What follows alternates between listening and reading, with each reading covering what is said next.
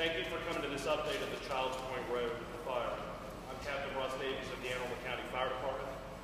Joining me are Arundel County Executive Stephen Shue, Arundel County Fire Chief Alan Graves, Police Chief Timothy Altamari, Mr. Brian Geraci, the Maryland State Fire Marshal, Mr. Wes Adams, the Annapolis County State's Attorney, Mr. Bill McMullen, Special Agent in charge of the Baltimore Field Office of the ATF. At this time, we would like to acknowledge some of our partner agencies, the Arundel County Police, the State Fire Marshal's Office, the City of Annapolis Fire Marshal's Office, and the Fire Marshal's Office for Prince George's County Fire, as long as some support agencies that have been assisting us, Arundel County Public Works, and the Chesapeake Search and Rescue. As we have promised, we are keeping you briefed on the progress of this operation. This morning, we were able to secure the structure to make it safe for investigators to enter. A search with a cadaver canine resulted in positive alerts. As we started to process the scene, we located the bodies of 2 individuals. The Office of the Chief Medical Examiner for the state of Maryland took possession of the bodies and transported them to Baltimore for autopsy and identification. There is still a lot of work to be done. This is a massive effort and will take days to complete. As we develop more information, we will continue to brief you as we are in a position to do so. We appreciate your patience. Due to this being an ongoing investigation, we will entertain questions that do not relate directly to the investigation. We will also provide updates as appropriate. Can you say the 2 that were found, were they, you believe to be adults or children, and do you still believe that there are additional victims in them? We cannot specify whether they were adults or children, and we still have 4 people that are unaccounted for. Characterize what part of the building we were found in. We understand the basement is where ultimately fell. Is it consistent with people being in bedrooms or specific locations in the home? That's part of the investigation that we're not going to discuss at this point. Did you bring in, I don't know if you already said this, accelerant dogs? Not at this time. We have not brought in accelerant dogs.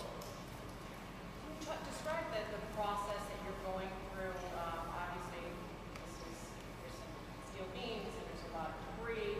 What is the process they're going through? And I've seen them with some plans out there. Do they have plans that show where things are in the house, and how are they going through their search and investigation? They're aware of some of the layout of the house. They're going through a meticulous process. There's a lot of heavy materials from the house, as been described previously. This isn't built like a typical residential house. This is built more like a commercial structure. So it's a time-consuming process that they're going through right now. Can you say, are these bodies able to be identified promptly, or is this going to require a lot of work to identify? That'll be a function of the state medical examiner's office. Can you talk a little bit more about how deep in they were able to go today in terms of digging into the debris? And were they able to find them relatively quickly? We had heard that the family members were helping, the fire department to know kind of where to look. The operations today are still continuing, so it's really not appropriate to specify how much progress we've made together. Those are still ongoing.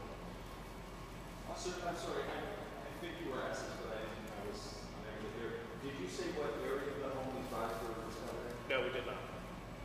We note you have a prosecutor here and a law enforcement presence. Can you tell us anything about the status of any sort of criminal investigation that's occurring and whether or not there's evidence of a crime that's developed today?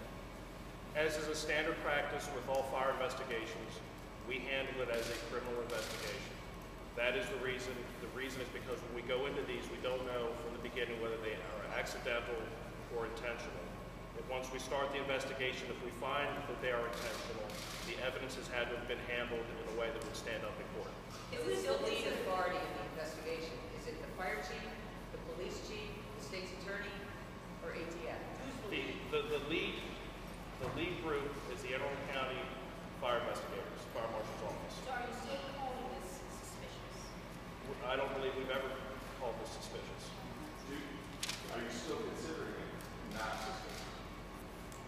not reached any determination one way or the other. Did you find anything today that would lead you in any direction toward any cause? We're not going to discuss anything as far as the investigation goes. Russ, the other day you said that the only thing that appeared to work in terms of a system was the automatic fire alarm.